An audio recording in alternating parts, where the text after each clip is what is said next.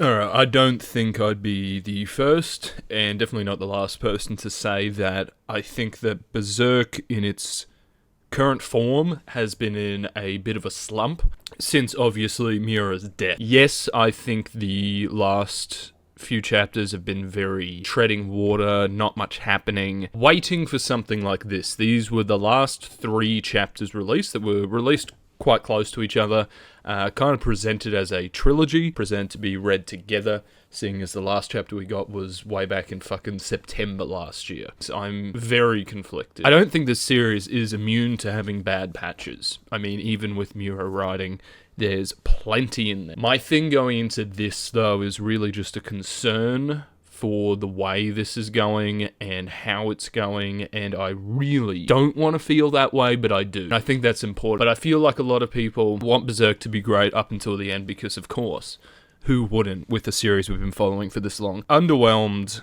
is one thing, but then I also think too much was done too fast, but not in enough detail. It'll make more sense as I go into it, but this first chapter here is chapter 384, and this is what they've written there, first of 3 episodes in sequential issues. So Guts has gone into the stupor, he's going to kind of be reborn, reincarnated, mentally and physically. Kojimura has talked about how hard this part was to write, and I'm going to get in front of some of the defenses right now anyway. Yes, it is hard. It is difficult to continue on a series like this from another creator. Unfortunately, explanation can only do so much when at the end of the day it is the finished product we need to be talking about and discussing. And I feel like too many people are like, you know, they've got an impossible task on their hands, so they did the best they could. Unfortunately, that's not really how media consumption and criticism works. All of those explanations can be helpful, but at the end of the day, you are just judging it as a piece of art. So I want to be very clear with that. This is also not Kojimura bad, Miura good. I think plenty of things under Miura's tutelage were not great ideas, mainly being the art, which persists to be an issue. This digitally focused art, it doesn't look good a lot of the time.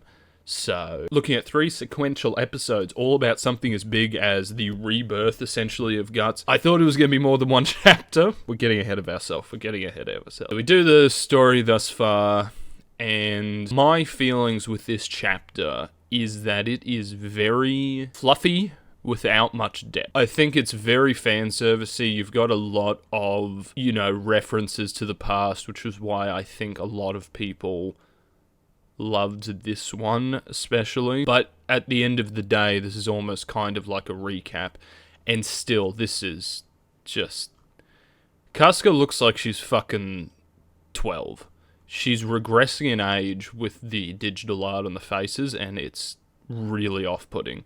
It's mainly shown with her and definitely Griffith as well. So he's going into his mind's eye, and I like the composition and the way this panel's done, to be very fair, and this one too. I think that the art in a lot of these ones have been very static, but I'll get into it when I actually see it. So this is the main crux of this one, is your mother's death birthed you, indeed you were born among the dead.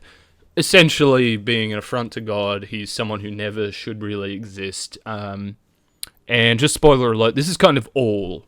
And I don't really see this as like a reveal or like a... It's kind of just saying what the series has been saying, just in a different font. Like, we already know this. So I'm unsure if this is enough for me. Well, I'm not unsure. I'm sure this is not enough for me to like buy this. It feels very... I guess it's a confirmation, sure. This is the main part. Your being and his are alike, meaning Guts and Griffith. Again, we know this. We get that they're 2 sides of the same coin. We get where they're destined to go. I don't feel like this feels like a nothing burger. It's got cool art, and I guess he's reborn. Again, I was going to say, if this was going to go more in depth as this trilogy goes on, to me was kind of the concept. I wouldn't be bitching and moaning about it, but this is it. Like, it's like, all these things happen. You were never supposed to be alive. You died. You were born from your hanging mother's corpse at the hanging tree, which we know, and you and Griffith are not so alike. It'd be like a new Batman comic coming out and being like, oh, the Joker and Batman, oh, they're not so different, you know? It's like, yeah, we know. So what? All in all, again, like, I find it very hard to critique, like, manga chapters on their own because it is just such a small part of a big story.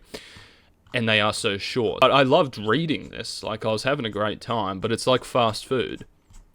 There's not a whole lot here that's new or interesting or recontextualizing, or I think world-shattering enough to have him reborn. And if your defense is like, well, there wasn't anything for that, then don't really kind of hype up this whole stupor thing. The stupor just kind of just needs to be therapy. But we get that, and then we've got chapter 385. Again, the second part of this consecutive. The moment of understanding the self, you know, all this stuff. I'm going to be honest, I didn't like this one really at all. It's a lot of nothing. So you got a lot of people looking at the stupor. They reckon he might be dead. Then he gets up. He looks at his hand, gets up. And I love this frame. He kind of looks a bit like he's got downs. What, are you retarded? So that's how it is. Yep, you're just back up to full health, mental and physical. He puts his hand on the door and breaks it down. Out he comes, looking a bit special here as well. And everyone's like, wow, he's come back. And then he breaks the chain, which I don't know if this is implying strength or some other elemental power he's now gotten from this cock and ball. It was essentially just a fan service recap, has given him the power to break shackles. And I can't even look at Puck at this. Puck's not even a character at this point. They've been so neglected and molested by the story that this doesn't feel like I think it should. This panel especially. If this was middle of Berserk, first quarter, maybe. But I see Guts has been connected, and then he just says, right, onwards. Guts revived. What strength has he wrought from realization in the dark? Again, I am not on here saying this is shit. This is not like a line by line, chapter by chapter picking apart. All I'm saying is this 3-part arc about Guts regaining his strength happened in 20 pages, and then these 20 pages were, to me, kind of just wasted on a bunch of hoo-ha. If this was the third one, and maybe there was 2 delving into his mind and whatever, it just feels so quick for what has been. Now I need to check that. Like, he's been out of commission for at least, like, 15, maybe 10 chapters. And to just have it resolved like this. And then this chapter's just a bunch of nothing. And I've heard the defense of, again, which I just think is a bunch of bull, where they've gone, maybe there wasn't enough to work with because Miura left him a bunch of things. Okay, that's your job as the new team, to add more or to make it. You don't have to just go exactly. And then the final part of the trilogy, theoretical trilogy, that's what they're calling it, is not about Guts at all. So, yeah, I mean, this one's better, but again, this one, really nothing happens. It just alludes to something maybe happening. I thought these were the 3 chapters where something was going to fucking happen. So Casca's kind of stumbling around Falconia. I mean, come on. We're still doing this shit.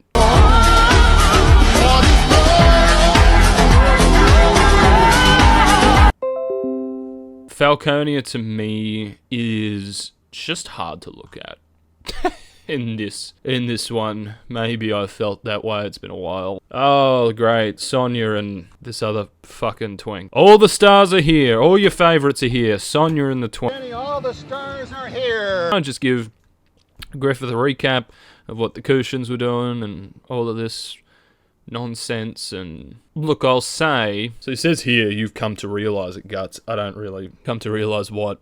We already knew all this. Maybe we're implying Guts really didn't know how connected they were. And this is what I'm saying. Like, we get some flashes of the God Hand here. So they're not happy with what he's doing, just playing with monsters and basically fucking around. Yeah, all good stuff from here on. Like, I love seeing the God Hand. One of my big issues with Berserk going past that is that they were kind of forgotten when they kind of should be the end goal, or at least more present. Skull Knight should be more present, but fucking everyone knows that already. And yeah, again, it's just allusions to things. And again, any other chapter, I'd be like, okay, that was a fine chapter. 3 episodes, the great revival and fucking repowering of Guts. Done in this very shonen-esque way where he kind of just believes in himself, thinks about what's happened, comes to realizations that everyone else knew, and then goes, boom, now I'm powerful. Which, to me, Berserk has always actually been very good about avoiding that kind of thing, which is hard with such powerful beings like the God Hand and apostles that he was fighting, giving him things like the Berserker armor that it has such a trade-off versus power output. Very cool. But that to me hasn't felt like it, and now he's got... I've heard some people say it's just his strength broke the shackle. Maybe. I mean, it's not the most ridiculous thing. And just to have, the Revival 1 chapter, basically just him walking 4 steps in the whole next chapter, and this chapter just being a wall of text about... the God Hand's not happy. That this is all very good stuff. Again, I felt like it doesn't fit this kind of trilogy idea, which again could have just been a marketing thing. And Casca's walking around there and again seems in a new kind of trance where she's semi-happy, but the brand of sacrifice is bleeding. Again, I don't want to speculate on what's going to happen. I just worry. This was like the big thing for them, and I don't think it landed. I don't think it landed emotionally for me. I don't think it landed moving the story forward for me. I think it's just not up to par with what I should be feeling here in my heart of hearts. It's one of those things where you just read it, and I don't think it's got the sauce. I don't think it's got the sauce of prior chapters. Anyway, what would I rate it? Fucking, we need to put arbitrary numbers on anything. Again, I didn't hate it. It's just my worrying brain. I just want to make a video about it too. I want to talk about Berserk and kind of put a bit of a timestamp here. I would love to be wrong. I would love it to ramp up, but what I've been saying from the start is that it does have to wrap up quickly, but effectively. And I worry that if it's at this kind of pace, we're going to lose the effectiveness. But if we take a longer pace, I don't know if Koji and his team have the depth to wrap this up effectively. I don't know. These are my concerns. If I have to put a number on things, because we all fucking have to. Again, I didn't mind this. This was like, I'd say chapter 1 was like a 7 out of 10. The second one was like a 5. Again, I didn't care for this. This is probably an 8. This is probably the best chapter in the bunch, with things actually happening. But again, nothing to do with Guts. And I fucking hate this bitch. She is so fucking annoying. I don't. Jesus fucking Christ. That's just a personal tag. There's no problem with this chapter in a vacuum. I hope the last chapter of Berserk has nothing to do with Griffith. It's just Sonya being fucking brutally cut up by the fucking Dragon Slayer. They just end it. They're like, we don't know what to do. Fuck this bitch. Like this little fucking... God, everything annoys me about it. Good God. Fucking hell. I don't know. The writing... Of course, he perceives this on a whole nother level. Oh, he is so good. I can hear the anime voice in this. Something in my heart of hearts is telling me, and it could be because I don't think this isn't an official translation. Oh, of course, he perceives this on a whole nother level. Fuck this. This fucking retard, he gets his whole kingdom, and these are his 2 strongest warriors. Doesn't look good. You're gonna see how this looks. You see how this looks, right?